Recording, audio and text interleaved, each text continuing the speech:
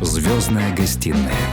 Авторская программа Виктора Тартанова на Радио ВОС. Здравствуйте, дорогие радиослушатели. Сегодня у нас в гостях бард. Вот бардов в чистом виде у нас, к сожалению, пока еще не было. И это не просто бард, а бард, который действительно представляет лучшую традицию бардовской песни, советской и российской. Это Роман Ланкин. Добрый день, Роман. Добрый день, Виктор. Насколько я знаю, Роман лауреат Грушинского фестиваля, да? В 2002 году я сделался лауреатом Грушинского фестиваля. На втором канале был такой канал, которым руководил прекрасный автор песен Владимир Ландсберг. А в 2004 году сделался лауреатом уже основного канала Грушинского фестиваля. С песней, от которой я предлагаю и начать наше знакомство, песня, которая называется «Веселый барабанщик». Слушаем эту песню на волнах Радио ВОС в исполнении Романа Ланкина. Это песня Булата Акуджавы.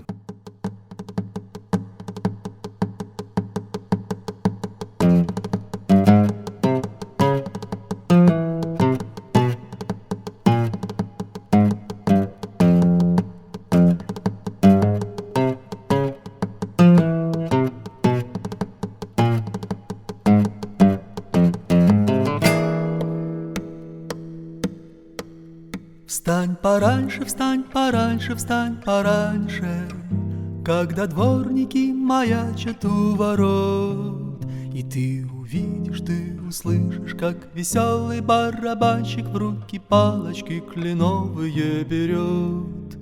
И ты увидишь, ты услышишь, как веселый барабанщик в руки палочки кленовые берет. Будет полдень суматохою пропахший, звон трамваев и людской водоворот. Но прислушайся, услышишь, как веселый барабанщик с барабаном вдоль по улице идет. Но прислушайся, услышишь, как веселый барабанщик с барабаном вдоль по улице идет. Будет вечер, заговорщик и обманщик, темнотою все на свете обоймет. Но вглядись, и ты увидишь, как веселый барабанщик с барабаном вдоль по улице идет. Но вглядись, и ты увидишь, как веселый барабанщик с барабаном вдоль по улице идет.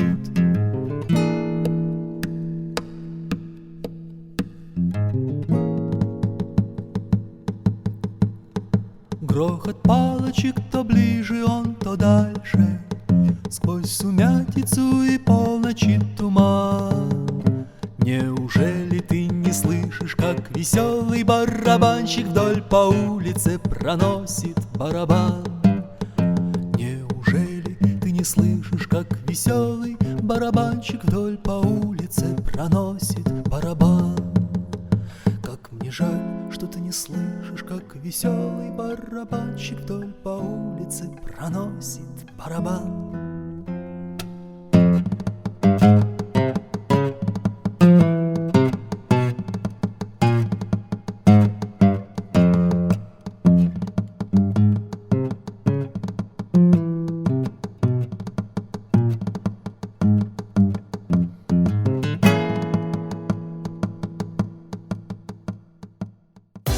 «Звездная гостиная» с Виктором Тартановым на Радио ВОС. Дорогие радиослушатели, бард Роман Ланкин у нас сегодня в гостях. Роман, вот я как только услышал первые минуты одной из твоих песен, да, ты знаешь, завораживает и понимаешь, насколько ты владеешь и словом, и гитарой, и вот этой традицией, доброй традицией, наверное, которая идет и от Булата Акуджавы, и, наверное, от Визбора, и от многих-многих лучших бардов нашей страны, и СССР и так далее. Ты же тоже родом из СССР. Конечно. Вот мне, знаешь, о чем хочется спросить? Такой банальный вопрос. Какие песни бардовские в детстве тебя трогали, и когда впервые ты сам взял в руки гитару и сочинил что-то вот, или спел, просто взял, тут решил, что ты человек с гитарой? Ну вот вопрос, ты говоришь, банальный, а на самом деле ответ будет не банальным, потому что так уж случилось в моей жизни. Я считаю, что мне повезло, потому что мой отец был любителем, музыкантом, и он сам пел песни и подыгрывал себе, аккомпанировал на баяне. И поэтому, когда к нам приходили в гости, сперва в комнату в общежитии, где мы жили, потом уже отцу выделили квартиру. Сам он работал в Государственном университете Томском. Я сам из Томска родом. Вот. И в общем-то, музыка не была его профессиональным призванием. Он был музыкантом-любителем. Но самые первые авторские песни я услышал именно от отца и в том возрасте, когда мы не можем критично относиться ни к чему. И поэтому, наверное, эти песни так глубоко в меня проникли. И первые песни Городницкого, Высоцкого, Висбора, Окуджавы. И многие из этих песен сейчас вошли в мой собственный репертуар. Вот. Я считаю, что это как раз и есть традиция в самом лучшем ее виде, когда мы поем те песни, которые нам пели родители. Безусловно, потому что эти песни вызывают у многих ассоциации, во-первых, да, с юностью, с молодостью, с какими-то такими, может быть, периодами приятными студенческой жизни, либо какие-то... В общем, ассоциативный приятный ряд вызывают, это одно. А второе, мы должны все-таки нашим детям, да, нашему современному поколению, должны все-таки как-то передавать вот эти прекрасные песни. Я хочу спросить у тебя, вот ты хотел сказать что-то, я хочу спросить, вот дети, то есть студенты сегодня, там, где ты выступаешь, как молодежь относится к бардовской песне? Ты знаешь, Виктор, я как раз, да, хотел сказать, мне кажется, что дело здесь даже не в этом, а в том, что песни... Не в том, что вот мы как-то... Люди, которые помнят Советский Союз, значит, вспоминают свои лучшие годы. Мне кажется, дело совсем не в этом, а в том, что действительно есть такое понятие, как классическая авторская песня.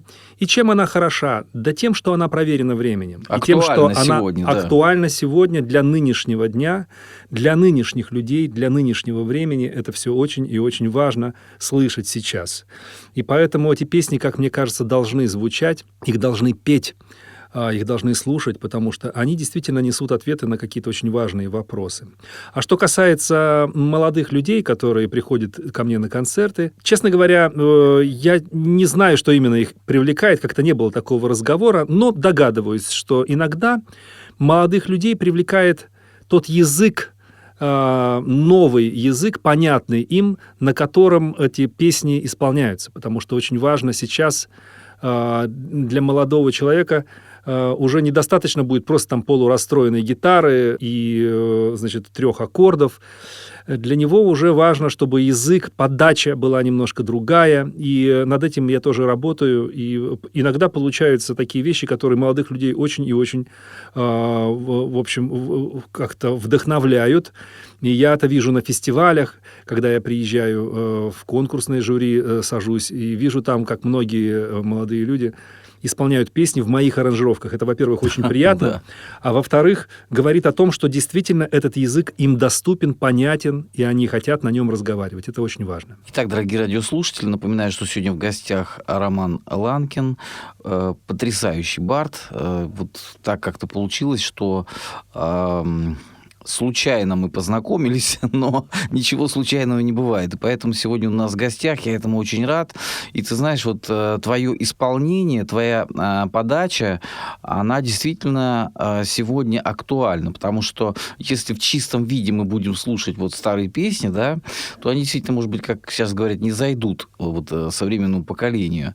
А у тебя иногда там, я вот слышал, там и саксофон, и вообще техника исполнения твоя вот на гитаре там игра, она такая более динамичная, что ли, более такая актуальное, короче говоря, в духе времени немножко. Но самое главное, что тот смысл, который заложен, ты пропускаешь через свое сердце и выдаешь уже вот именно то, что актуально сегодня. Какую следующую песню мы послушаем в твоем исполнении? А я предлагаю как раз вспомнить о том, что я практически всю свою жизнь прожил в городе Томск. Это удивительный город, очень молодой, потому что очень студенческий.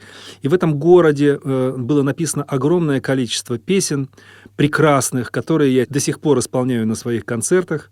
Не только классическую авторскую песню, но и песню, которая была сочинена в конце 80-х, в начале 90-х и в нулевых годах в городе Томске. И вот посвящение городу Томску, который написал замечательный автор Алексей Макаревич, хочу, чтобы сейчас прозвучало. Это так называемая «Песнь о городе», посвященная моему родному городу. Слушаем эту песню на волнах Радио ВОС.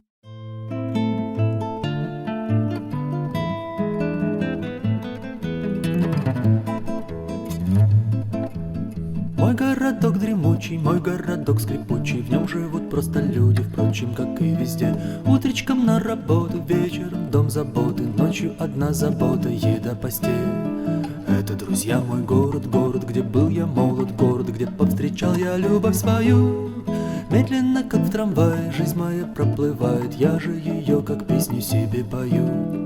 Там-тырьям-тарам-тарам, там-тырьям-тарам-тарам, там-тырьям-тарам-тарам, там-тырьям-тарам. Всюду родные лица, негде уединиться. Это вам не столица, это вам не Москва. Это, друзья, мой город, дум окаянных полон, бедной души цветущая трава. Тихий напев гармонии сердце мое наполнит, я воспарю и тут же вниз упаду. Все это без сомнения томское притяжение, так по вечерним улицам я иду.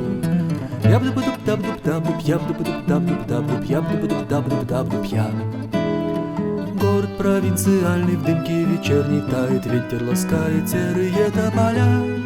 Тянутся вдаль, сутулись клены вдоль томских улиц, впрочем, как и, возможно, вся жизнь моя. Там-тырьям-тарам-тарам, там-тырьям-тарам-тарам, там-тырьям-тарам-тарам, там-тырьям-тарам. Яб-дуб-дуб-даб-дуб-даб-дуб, яб-дуб-дуб-даб-дуб-даб-дуб, яб-дуб-дуб-даб-дуб-даб-дуб, яб-дуб-дуб-даб.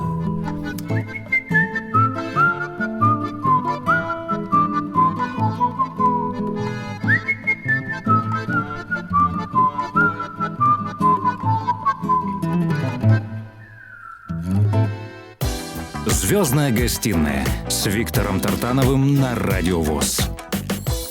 Дорогие радиослушатели, Роман Ланкин вот внес сегодня такое ностальгическое и в то же время актуальное что-то. Вот ты знаешь, вот приходят всякие разные исполнители, разные люди. Ну вот когда человек с гитарой, когда человек вот так вот просто проникновенно доносит то, что надо, да.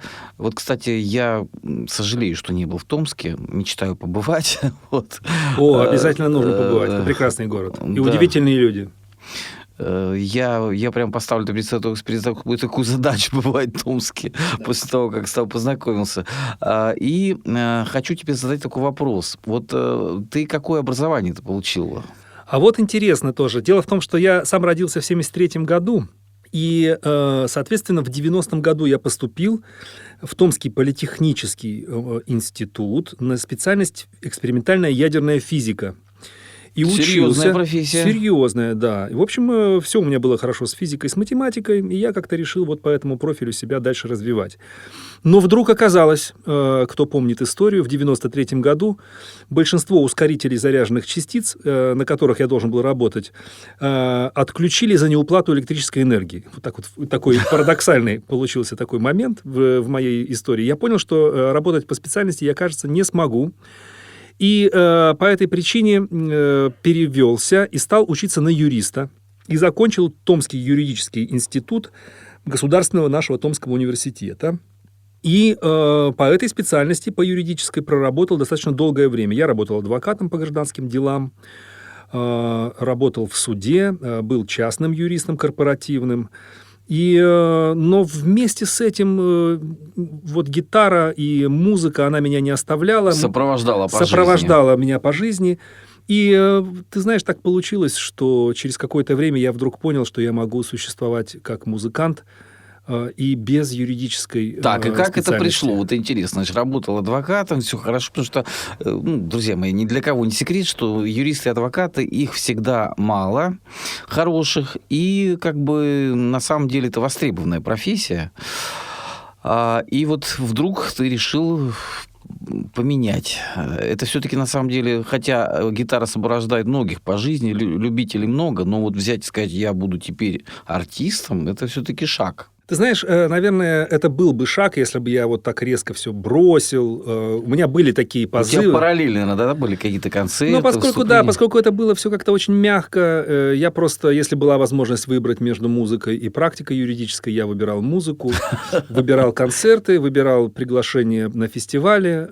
И так потихонечку, помаленечку траектория моей жизни меняется, что я вдруг оказываюсь в точке, где я понимаю, что могу совершенно спокойно существовать и без юридической практики. И я в 2012 году, это было уже больше 10 лет назад, получается, я сделал этот шаг, но он не был каким-то таким драматическим в моей жизни.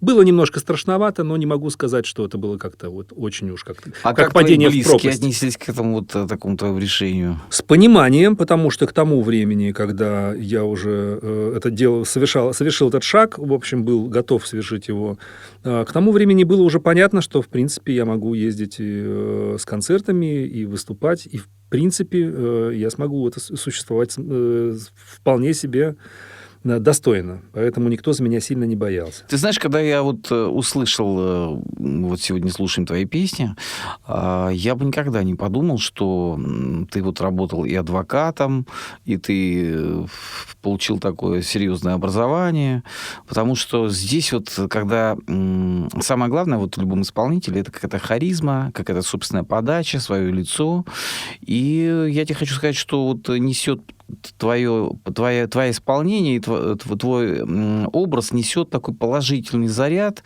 что, собственно говоря, сегодня особенно актуально, потому что то какие-то вирусы, то какие-то, значит, катаклизмы, то вот эти всякие неприятности, да, и все равно душа тянется к чему-то светлому, доброму, вечному, что и несет в себе бардовская песня. Да, спасибо. Спасибо.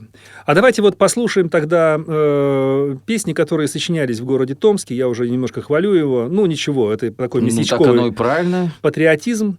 Но мне кажется, что эти песни действительно достойны того, чтобы их слушали. Вот песня, которую написал Дмитрий Коршун. Это посвящение друзьям.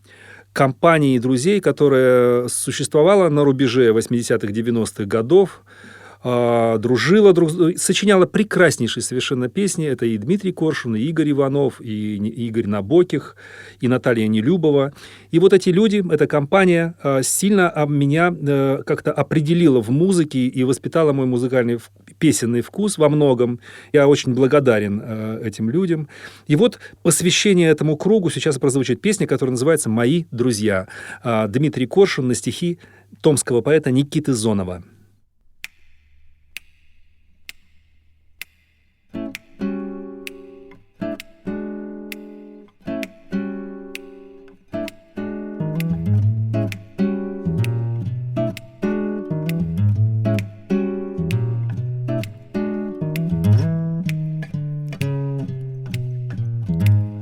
Мои друзья, не признающие бром и дозировки по 170 грамм, ведут борьбу за сохранение форм на острие пересечения карм. Они недаром поминают в пути в одной пропорции и Бога, и мать. Им до любви еще идти да идти, но от любви еще летать и летать. Шальное утро им предложит на «вы» глоток шампанского, билет в шапито, иллюминацию вокруг головы. Они уверены, что это не то, они не внемлют безголосым речам. Они воспитаны на музыке сфер и улыбаются, когда по ночам им светит оптика твоих атмосфер. Di paro pa, si paro pira, para paro pit Si para baru baru la du lerero da bom pare pum piro pita bara pera bunderon да. Импровизирую на фазах луны, ищу по свету золотое руно. Мои мелодии полны тишины. Я вижу небо у нее за спиной, а в этом небе полном огня. И словно сотканном из белых ночей уже не вечер трудного дня.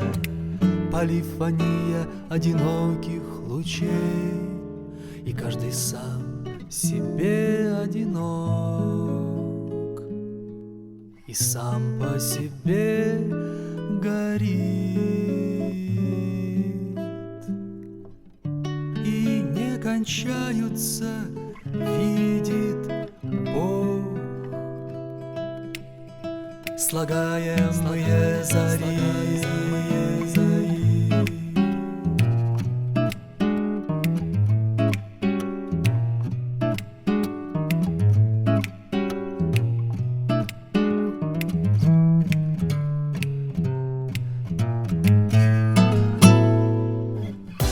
«Звездная гостиная» с Виктором Тартановым на Радио ВОС.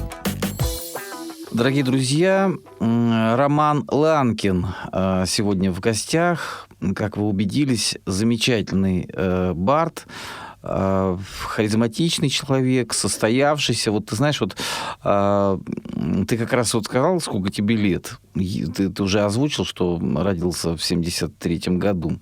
Я бы вот по голосу не сказал. Я-то не вижу. Я разговариваю, думаю, человек молодой, может быть, лет около 40. То есть, так бывает иногда. Песня, она, наверное, как бы вот когда добрая, и творчество, оно все-таки омолаживает. Уже образ жизни, наверное, такой. Вот. Скажи, пожалуйста, как ты любишь проводить свободное время? Какие-то хобби помимо музыки у тебя есть? О, да. Я очень люблю языки. В общем, наверное, я уж не знаю, как это... Наверное, это можно связать и с моей песенной специальностью, потому что я пою на русском, на английском и на португальском языках. Так. Мне очень нравится бразильская музыка, поэтому я вдруг понял, что мне необходимо знать португальский язык. И я его, в общем, до сих пор изучаю, говорю на нем, как-то совершенствую. И с английским языком. Ну, английский, в общем, наверное, сейчас уже общедоступный язык, практически все на нем говорят. Вот. Поскольку мне нравится джаз, и я хотел исполнять джазовые композиции, я стал изучать английский язык. И поскольку мне нравится босса-нова, самбо, бразильская музыка, я стал изучать португальский. Дело в том, Виктор, что совершенно невозможно петь какую-либо песню, не зная точно, о чем она поется. Ну, конечно, это уже как бы пародия получается какая-то, потому что все-таки надо проникать в природу, чтобы донести тот смысл, который в нее заложен. Все-таки надо понимать и традиции этой культуры, и культуру этого народа и так далее. Совершенно верно. Потому что, не поверит человек, когда ты будешь просто, произносить какие-то звуки, да, не вникая в суть. Ты абсолютно прав. Дело в том, что даже не зная португальского языка, все равно, мне кажется, на каком-то тонком уровне люди не будут доверять тому, что звучит, если это не идет с полным пониманием, ощущением и с полной эмоциональной отдачей. И это то, к чему я стремлюсь в своем исполнении. Вот если у тебя есть сейчас с собой, можем мы послушать на португальском языке? Конечно, можем. Вот есть песня, которую мы записали в альбоме в стихах и в музыке в 2011 году с прекрасной флейтисткой Татьяной Лариной. Мы записали песню, которая является самой первой босса-новой, которая появилась на этой планете в 1958 году. Эта песня называется «Chega de Saudade». Русский текст этой песни и русский перевод, я бы сказал, сделал великолепный автор многих песен и прекрасный либреттист Алексей Игоревич Иващенко. Слушаем эту песню в исполнении Романа Ланкина на волнах Радио ВОС.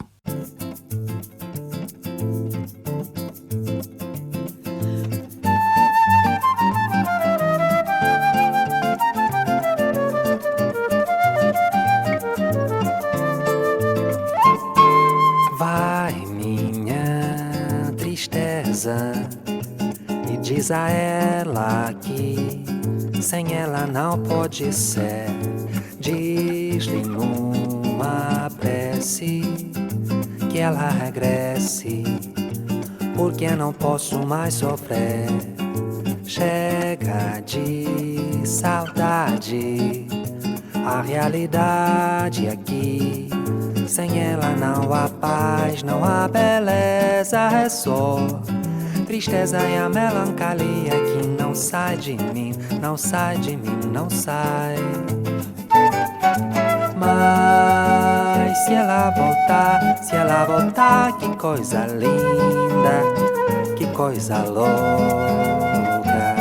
Pois há menos peixinhos a nadar no mar dos que os beijinhos que eu darei na sua boca. Dentro dos meus braços, os abraços hão de ser milhões de abraços, apertado assim, calado assim, colado assim, abraços e beijinhos e carinhos sem ter fim. Que pra acabar com esse negócio de você longe de mim. Грусть моя, скорее лети за ней, скажи, что плачет сердце мое, что горька разлука, и в злую муку жизнь превратилась без нее. Где найти спасение от урагана, что промчался невзначай и больше нет вокруг ни радости, ни веселья, лишь печаль, моя печаль, моя печаль. Но за чередою дней пустых придет мгновение счастливой встречи, и в синем море меньше рыбок золотых, чем жарких поцелуев будет в этот вечер. Разве нам не ясно, что напрасно так страдаем и ревнуем мы, что счастье неминуемо, и между поцелуями сумеем мы друг другу объяснить, что тонкой ниточкой нас время успела соединить.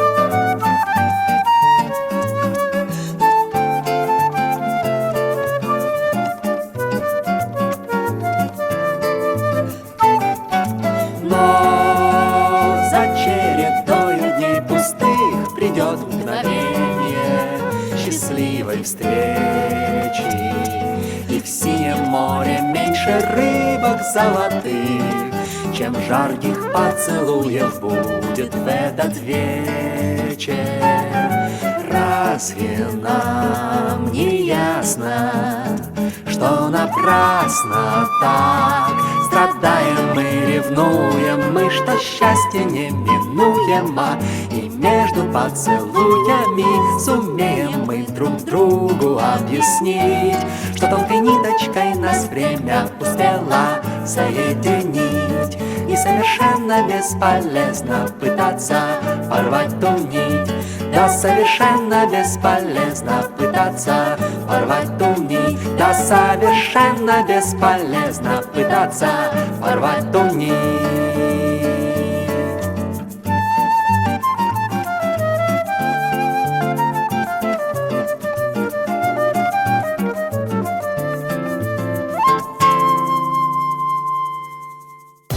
«Звездная гостиная» с Виктором Тартановым на Радио ВОС. Дорогие радиослушатели, вот редко встречаются такие люди. Ты знаешь, вот, когда ты сказал про португальский язык, сразу еще больше грани открывается, да, потому что чем больше человек познает, вот есть хобби, там, на рыбалку пошел, да, рыбу наловил, отдохнул, так сказать, как-то интеллектуально не очень развился. А когда ты учишь языки, ты знаешь, недавно ко мне приходил один человек, он долгое время работал в ресторане, да, ресторан — это специфическая такая школа, но когда он мне сказал, что он поет на 22 языках, я, конечно, очень удивился. Для бардов, скажем так, это не свойственно, потому что, для наших, скажем, да, но, тем не менее, сегодня в духе времени, конечно, и английский язык. Я хочу задать такой вопрос. Ездил ли ты на какие-то международные фестивали, конкурсы и выступления? Были за рубежом? О, да, конечно.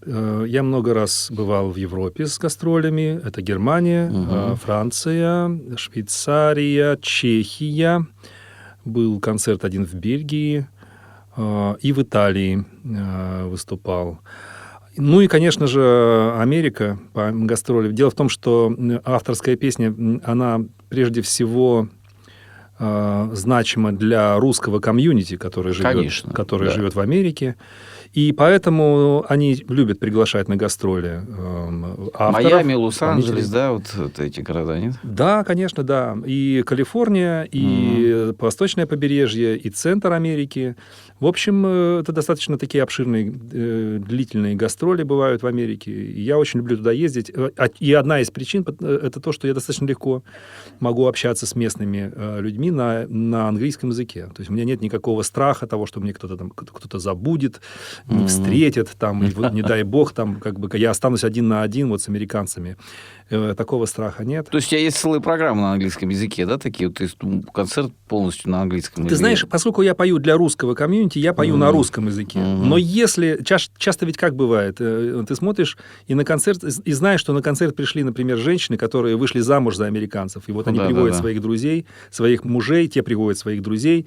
И ты понимаешь, что в зале есть американская публика. И если так происходит, тогда я, конечно, включаю в программу что-то из англоязычных композиций, с тем, чтобы им было не скучно, чтобы они тоже послушали что-то для себя, понимая. Универсальный бард Роман Ланкин сегодня у нас в гостях, и я предлагаю послушать следующую песню в твоем исполнении. А вот давайте тогда послушаем, коль скоро речь зашла о джазе, о англоязычных композициях. Я предлагаю песню русскоязычную, но и очень сильно имеющую отношение к джазовой музыке. Эта песня даже называется на английском языке «Old Time Blues». Ее написала Наталья Нелюбова, автор из Томска, на стихи прекрасного поэта Григория Барукаева. Слушаем и наслаждаемся на волнах радио ВОС.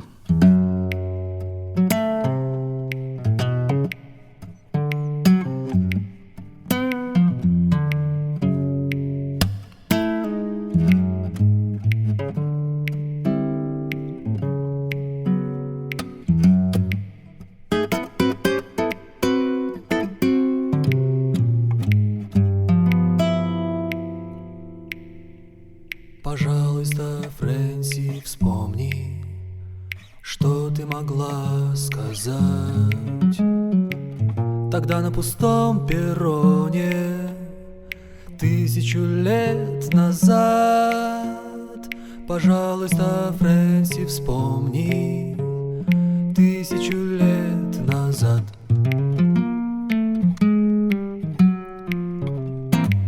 Это было так бестолково, я слушал едва-едва. Но, Фрэнси, не надо новых, пусть будут те же слова. Это было так бестолково, но пусть будут те же слова. Я был тогда занудой, но ты не была умна. О, Фрэнси, как было трудно тянуть с тобой до темна. Ведь ты была просто чудо и по уши влюблена.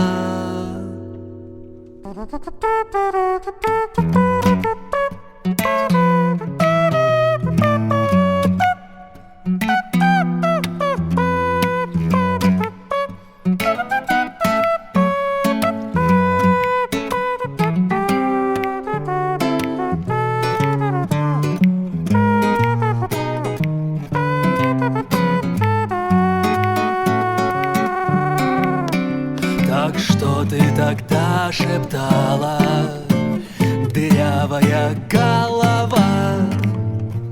Но, Фрэнси, начни сначала, пусть будут те же слова. Я знаю, что все пропало, но пусть будут те же слова. Я знаю, что все пропало, но пусть будут те же слова. Я знаю, что все пропало, но пусть будут те же слова.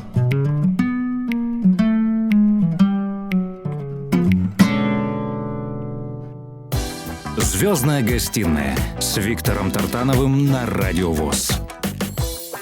Скажи, пожалуйста, а сколько альбомов ты уже записал? Ты знаешь, у меня не так много альбомов. У меня есть 2 альбома, которые записаны. Причем это было так давно. Последний альбом был записан в 2011 году. И оказалось вдруг внезапно, что я не умею пользоваться своим собственным артистическим временем, правильно его распределять, потому что количество концертов, приглашений не дает возможность просто засесть в студии, да, и записать что-то. И это одна причина. А вторая причина то, что, ты понимаешь, живое исполнение и запись альбома – это всегда очень разные вещи, и очень трудно иногда бывает сохранить настроение, сохранить эмоцию, записывая ее в студии. Согласен. Особенно вот именно такая песня, она имеет такую определенную, как бы, может быть, нужно было бы записывать именно с концертов, скажем так. Вот может быть, что ты прав, да. Но как-то так получилось, что пока записи концертов есть, разумеется, они есть там и в Ютьюбе, можно найти много чего. Так, кстати, значит, где тебя можно найти помимо Ютьюба? Значит, на Ютьюбе Роман Ланкин. Совершенно верно. Есть канал. Канал, да. Есть мои социальные страницы ВКонтакте. Пожалуйста, в Телеграме находите, подписывайтесь. Там есть анонсы всех концертов и в Москве, и в Петербурге, и в других городах. Я обычно анонсирую все на своих страницах. И там же можно найти записи песен, и концертные, и те записи, которые из тех альбомов, которые мы записали.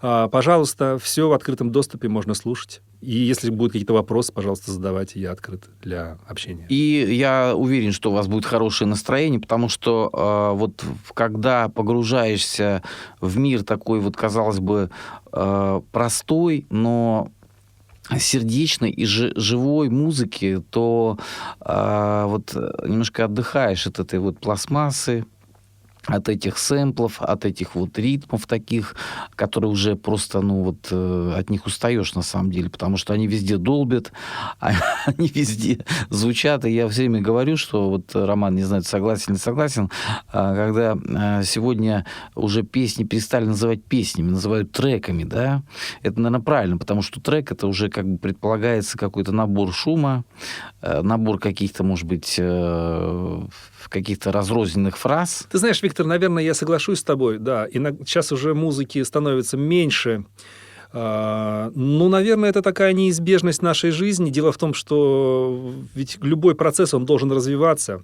Ну, а потом все-таки все повторяется в истории. Мы все равно устаем и все равно возвращаемся как бы на круги своя через какое-то время. Может быть, что так, может быть, что нет. Я, честно говоря, не знаю, куда движется сейчас современная песня. Все-таки говоря о том, что ты говоришь, вот у меня концерт, у меня концерт, у меня концерт, ты же не один бард.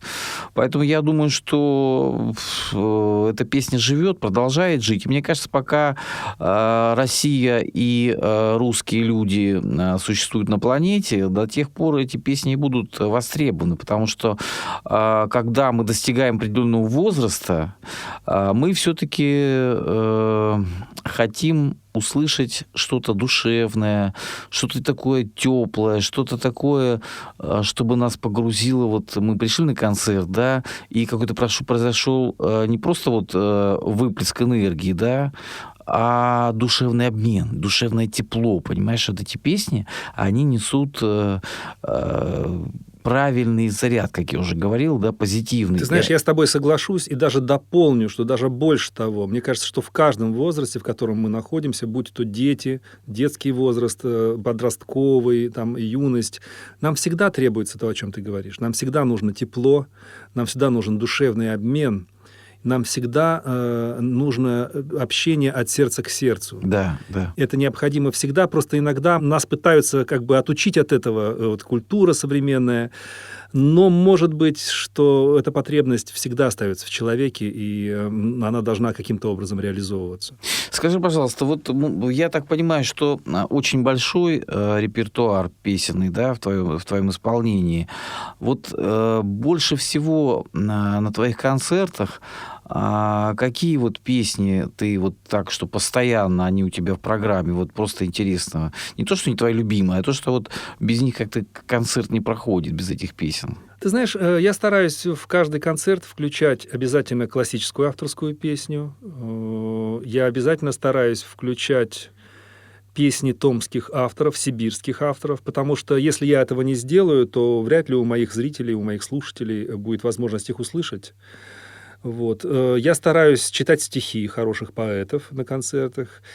Я стараюсь петь что-то из советской эстрады прошлых лет, песни, которыми мы по праву гордимся, и они тоже должны звучать. Это ретро каких годов? Это от 30-х до 70-х. Это, наверное, и Лещенко, Петр, да, и какие-то... Конечно, еще... да, это и Вертинский, это и песни советской эстрады 60-х годов, это то, что исполнял и Муслим Магомаев, то, что исполнял Владимир Трошин, вот, Вадим Мулерман. Много прекрасных певцов, исполнителей знала советская эпоха. И песни, которые они пели, тоже, на мой взгляд, прошли проверку временем и до сих пор остаются актуальными. Поэтому они звучат и на моих концертах. Ну и, конечно, что-то из португалоязычной песни я обязательно включаю. И поскольку мне очень нравятся латиноамериканские ритмы, я исполняю боссанову не только на португальском языке, но и на русском языке. И вот я сейчас предлагаю нам послушать песню, которая записана в стиле боссанова. Она так и называется «Осенняя боссанова». Ее написал Игорь Иванов из города Томска. Давайте послушаем ее. Слушаем эту песню на волнах Радио ВОС.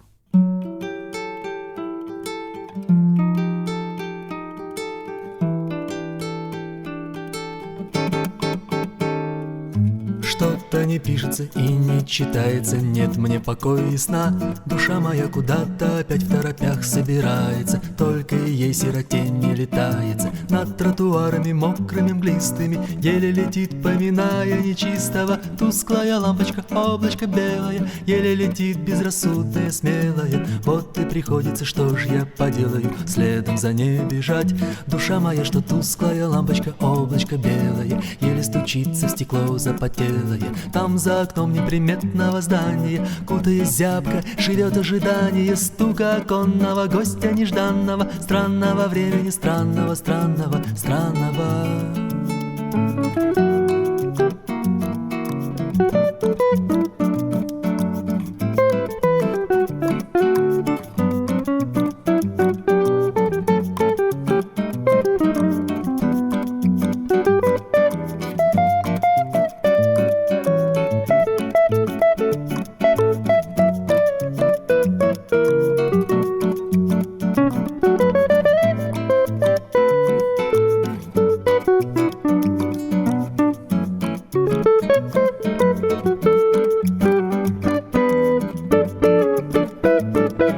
Что-то не пишется и не читается, нет мне покоя и сна.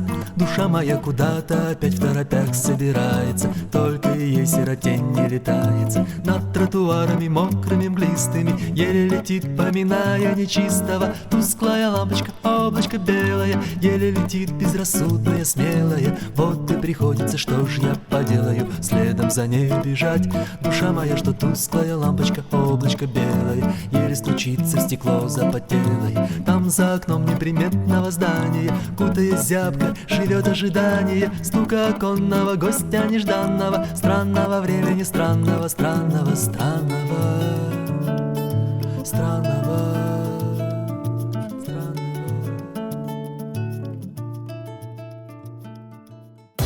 «Звездная гостиная» с Виктором Тартановым на Радио ВОС. Дорогие радиослушатели, вот я сегодня сделал для себя вывод, что надо делать специально такой цикл программ «Звездной гостиной», в которой бы были барды, потому что все-таки нужно и нам не забывать и пропагандировать молодежи, потому что ретро-песни эстрадные — это все очень хорошо, но традиция нашей авторской песни фактически, если так вот, я хотел тебе сразу вопрос задать, Роман, традиция нашей песни, классической, бардовской, авторской, она все-таки, мне кажется, не имеет прям таких вот прямых аналогов. Она самобытна. Вот то, о чем мы говорили. А может быть, да, все мы люди, все схожие темы, но вот эта вот подача, да, квартирники, где-то что-то такое, вот знаешь, может быть, в какой-то степени беседы на кухнях о том, о чем, может быть, где-то и нельзя было говорить не в каждое время. И все это по-разному в разное время сформировало вот этот жанр бардовская песня. Ты знаешь, Виктор, мне кажется, что авторская песня давным-давно уже вышла за пределы вот этих кухонь, о которых ты говоришь. Ну да, конечно. Да, она формировалась там, она там рождалась во многом. Да, но рождалась она людьми, которые причастны в первую очередь к русскому слову, к поэзии, к русскому высокому слогу. И поэтому эта песня, собственно, и остается с нами, мне кажется, потому что она так привязана к высокой словесности русской.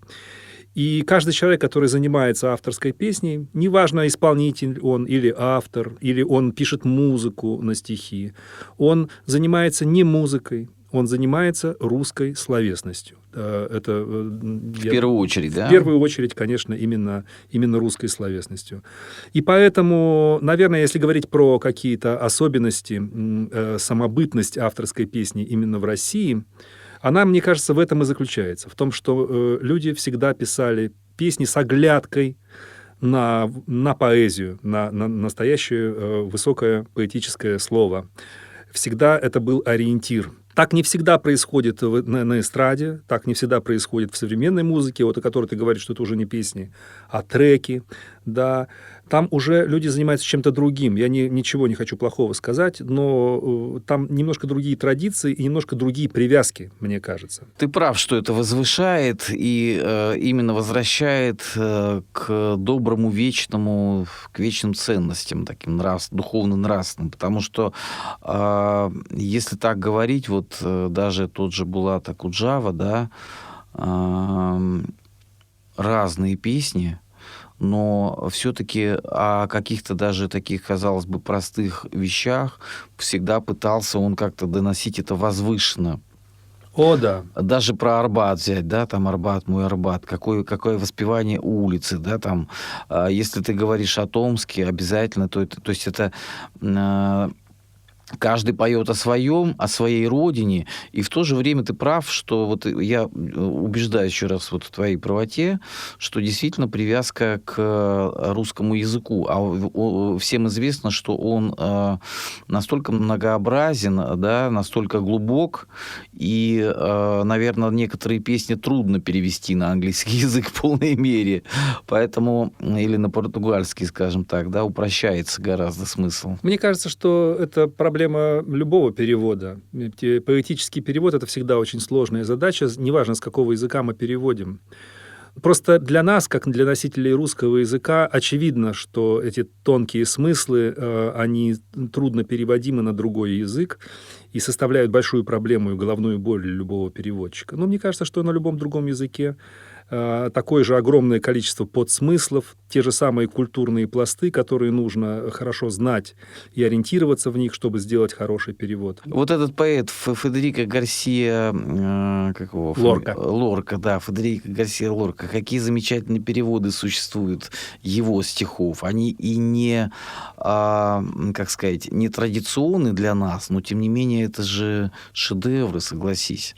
Это правда, но это говорит хорошо именно о поэтах, которые переводили. Да. Потому что, как ты и знаешь, переводчик в прозе – это раб, а переводчик в поэзии – это соперник. Да, да. Но у нас сегодня нет никаких соперников. Наш герой это человек, который вот бард, и не только бард, а, наверное, человек с гитарой с большой буквы. Вот, это Роман Ланкин. И я еще предлагаю нам что-то вот такое послушать в заключении нашей программы, а потом будем прощаться. Отлично. Тогда давайте для хорошего настроения мы послушаем песню, написанную в ритме, вернее, аранжированную в латиноамериканских ритмах, но песня достаточно известная. Ее написал Виктор Семенович Берковский и Морис Синельников на стихи, говорили мы с тобой о переводах, на стихи Редьярда Киплинга. Интересно. В переводе Самуила Яковлевича Маршака. Вот прекрасный перевод, и который сделался в результате очень известной песни. Песня, которая называется «На далекой Амазонке». Слушаем эту песню на волнах Радио ВОС. Напоминаю, наш сегодняшний гость. Подписывайтесь везде в социальных сетях, на Ютубе. Роман Ланкин.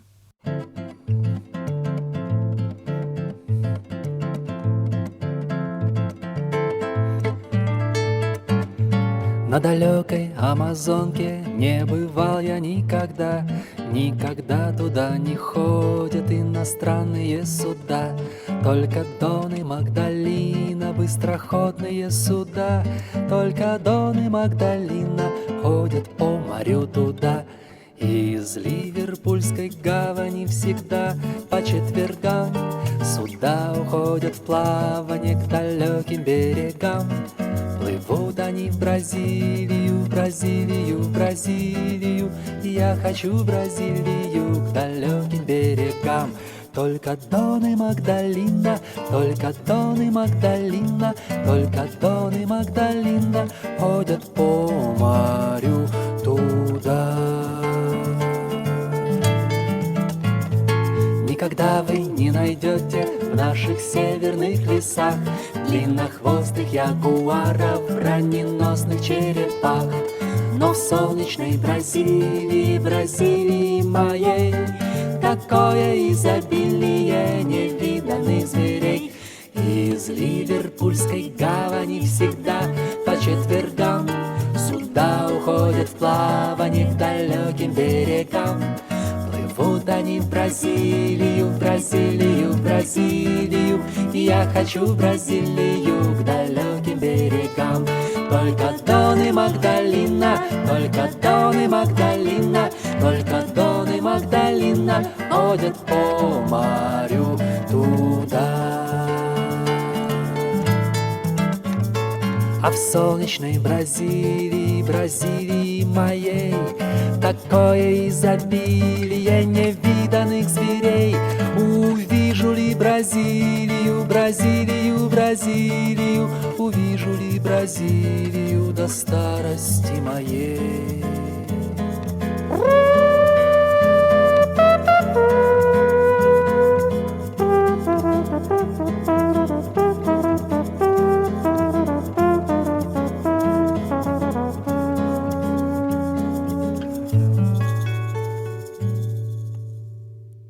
La la ya, la la ya, la la ya, la la ya, la la ya, la ya, la ya, la la ya, la la ya, la la ya, la la ya, la la ya, la ya, la ya, la la ya, la la ya, la la ya, la la ya, la la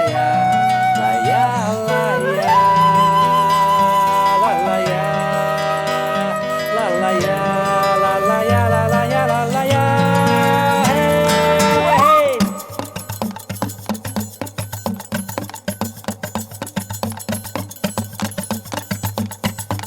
Из Ливерпульской гавани всегда по четвергам суда уходят в плавание к далеким берегам. Плывут они в Бразилию, в Бразилию, в Бразилию. Я хочу в Бразилию к далеким берегам. Из Ливерпульской гавани всегда по четвергам суда уходят в плавание к далеким берегам. Плывут они в Бразилию, в Бразилию, в Бразилию. Я хочу в Бразилию к далеким берегам. Только Дон и Магдалина, только Дон и Магдалина, только Дон и Магдалина ходят по морю туда.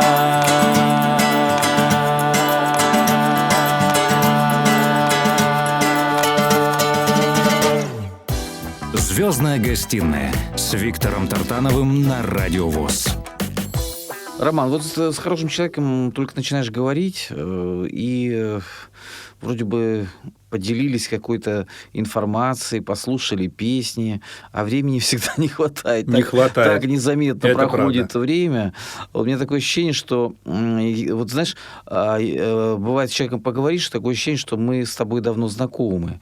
Вот эта музыка, которую мы сегодня послушали, эти песни, они сегодня выполняют миссию, которую, наверное, ты и несешь по жизни. Это миссия распространения доброго, вечного в нашем мире современном, потому что проходят годы, экономические, политические кризисы, как бы они никуда не деваются, пусть они там сами по себе варятся, а мы вот наслаждаемся в твоем исполнении такими песнями, понимаешь? И когда ты знаешь, что есть такие люди и есть такие песни, то, значит, не все так плохо в нашей стране. Вот, я желаю тебе оставаться вот на этой такой волне, на которой ты сейчас находишься. Это, такой наивысшая степень профессионализма. Дальше продолжай в том же духе, гастролируй, прославляй нашу страну, прославляй свою родину малую. И хочется пожелать здоровья, и творческого долголетия, и, конечно, вдохновения, и твоим близким здоровья и счастья. Спасибо, Виктор. Спасибо за приглашение.